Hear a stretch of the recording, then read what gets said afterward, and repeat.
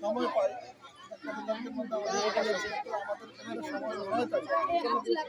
কাছাকাছি সময় আমরা আপনাদের সাথে কথা বলছি টেলিফোনেও। কালকে আমরা আলোচনা বলছি আমাদের সংস্কৃতি শিক্ষা আসতে পারেন।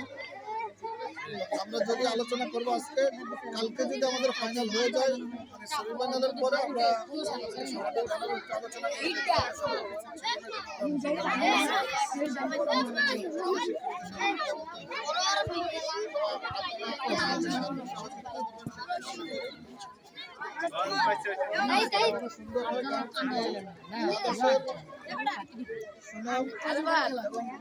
খেলার সময় আমাদের বক্তব্য করে সেটা হলো ইমোশনাল হয়ে যায় আমাদের শিক্ষক বা সমর্থকরা।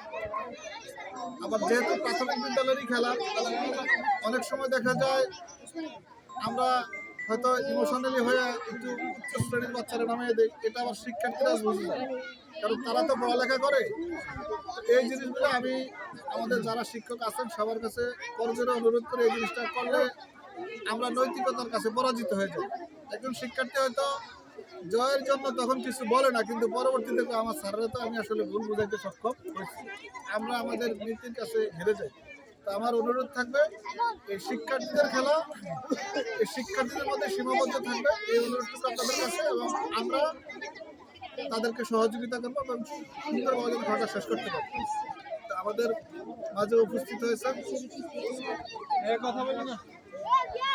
নাসিরকোট উচ্চ বিদ্যালয়ের ভারপ্রাপ্ত সহকারী প্রধান শিক্ষক যারা মনির স্যার আমাদের মাঝে উপস্থিত হয়েছেন, আমাদের ইউনিয়ন বিএনপির সম্মানিত সভাপতি যারা আনিসুর রহমান স্যার আমাদের মাঝে উপস্থিত হয়েছেন, আমাদের হাজীগঞ্জ উপজেলা বিএনপির যুগ্ম আহ্বায়ক আমার বড় ভাই যারা রবিউদ্দিন প্রধানিয়া, আমাদের প্যানেল চেয়ারম্যান জনাব জহিরুল ইসলাম কাজী, আরও শিক্ষার্থী আরও অতিথিবৃন্দ সকলকে কৃতজ্ঞতা জানাই। এ পর্যায়ে সংক্ষেপে অনুমতি ব্যক্ত করার জন্য আহ্বান জানাচ্ছি আমাদের নাসিরকোট উচ্চ বিদ্যালয়ের সহকারী শিক্ষকরা পরিচয়।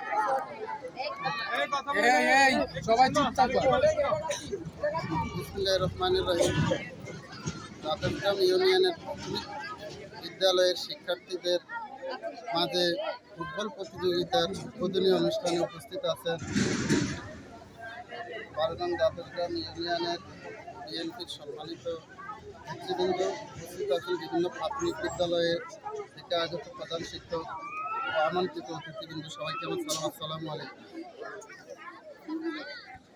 খেলাধুলার মাধ্যমেই বিশ্ব মাঝে পরিচিতি লাভ করে এবং বিদ্যালয় বা এলাকার সুনাম বৃদ্ধি পায়। আমরা আশা করব যারা আছে সবাই সহযোগিতা করবে।